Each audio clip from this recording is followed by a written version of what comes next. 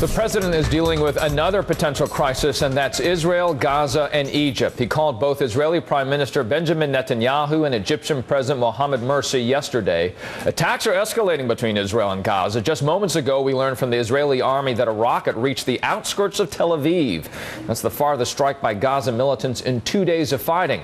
Rockets killed 3 Israelis today. Retaliation, militants say, for Israel killing Hamas's military chief. NBC's Ayman Mohyeldin is live in Gaza. And I mean, as we look at this, since Wednesday, some 200 rockets have been flown from Gaza into southern Israel. What's the latest?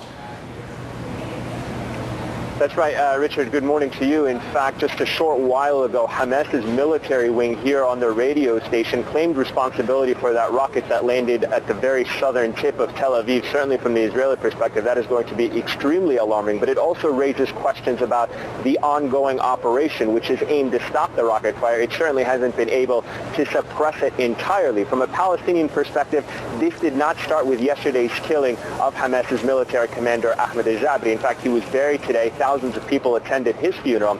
But for them, it has been an ongoing conflict over the last several days. In fact, earlier in the week, Israel carried out several airstrikes, killing among them Palestinian children. That is what, in the eyes of the people here, fueled this latest round of violence. And it is one that is now continuing for at least the third straight day, and one that U.S. President Obama is trying to deal with. For its part, Egypt, which has mediated ceasefires in the past between Hamas and Israel, is now heavily engaged in trying to put a truce in place following yesterday's deadly assassination of the Hamas leader. But for their part, they're also upset with Israel carrying out this attack. In fact, Egypt has been leading calls in the international community to convene an Arab League meeting this weekend, as well as yesterday's Security Council meeting. They want to see strong condemnation of the Israeli measures, which they say is only going to exacerbate the situation here and lead to further violence. And that is exactly what we're seeing unfold. Today, another Palestinian rocket landed in the southern part of Israel, killing 3 Palestinians.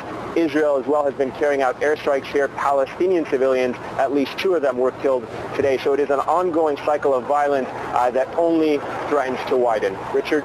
All right, ongoing violence. They're a very serious situation there in Gaza, and that's where Ayman Mohyeldin reports for us right now. Thank you so much. Democrats and Republicans are both taking aim at Mitt Romney, who told donors he